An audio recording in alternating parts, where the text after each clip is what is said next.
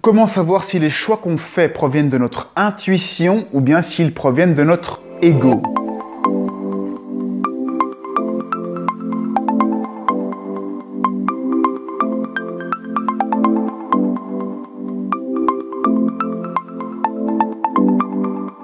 Les choix qui proviennent de notre ego sont des choix qui vont avoir tendance à nous remplir, à faire en sorte qu'on se rend compte qu'il y a un vide et qu'on veut se remplir de quelque chose.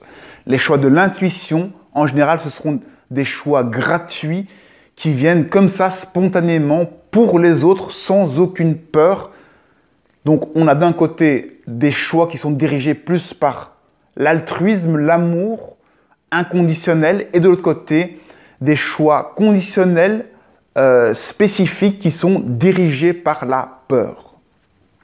Maintenant, comment faire la différence pratiquement?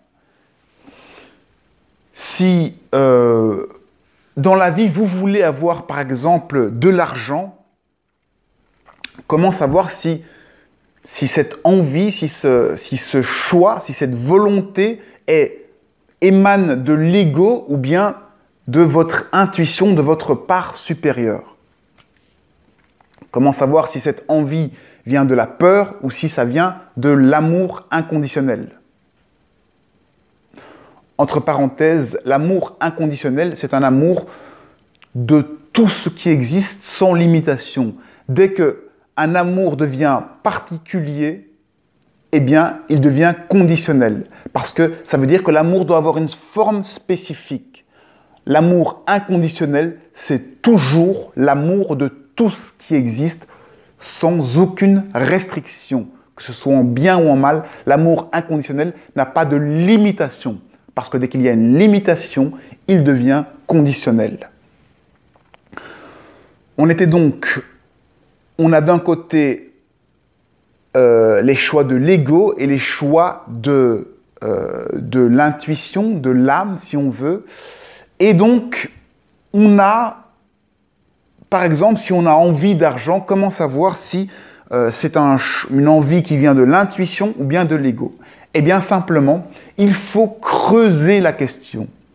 Et le meilleur moyen de creuser, c'est comme le font les enfants, chaque fois demander pourquoi.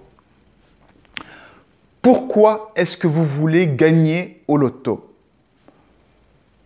Vous allez répondre pour avoir une grosse voiture.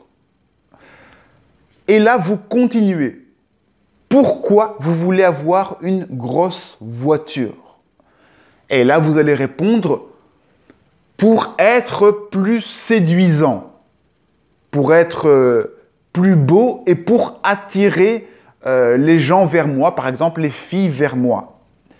Et là, vous allez demander pourquoi est-ce que... Déjà, vous voyez qu'il y a un petit souci là, c'est que vous commencez à dire que vous n'êtes pas séduisant. Vous voulez commencer à avoir une voiture pour remplir un vide. Vous vous dites pas séduisant. Vous commencez déjà là à voir qu'il y a des choses qui commencent à trembler. Donc, pourquoi est-ce que vous voulez être plus séduisant? C'est pour attirer des filles, on va dire. Pourquoi est-ce que vous voulez attirer des filles?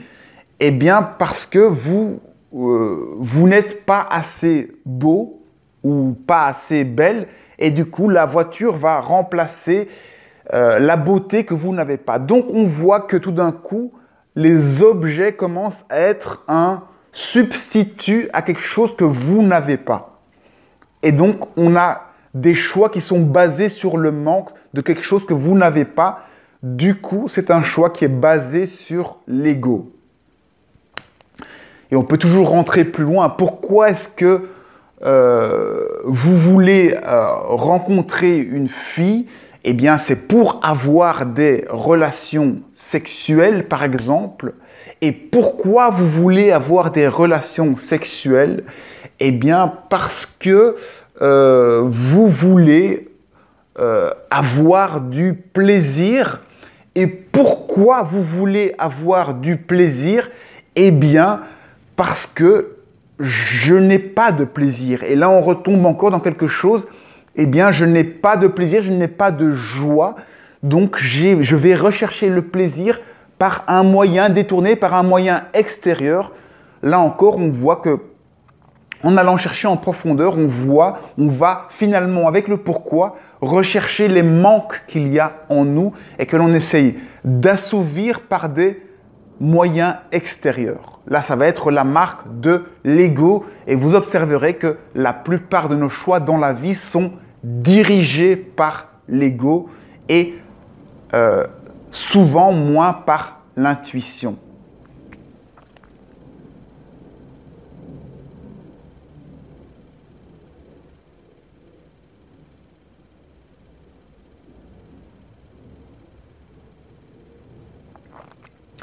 Alors, ce n'est pas que suivre les choix de l'ego est quelque chose de mal, c'est juste que à partir du moment où vous souffrez, eh bien, vous pouvez commencer à prendre distance, à réfléchir sur le pourquoi de cette souffrance et comprendre que simplement, les choix que vous faites sont des choix de déni de vous-même, que vous ne réalisez pas qui vous êtes. Et lorsqu'on ne réalise pas qui l'on est, eh bien, c'est là que l'on souffre.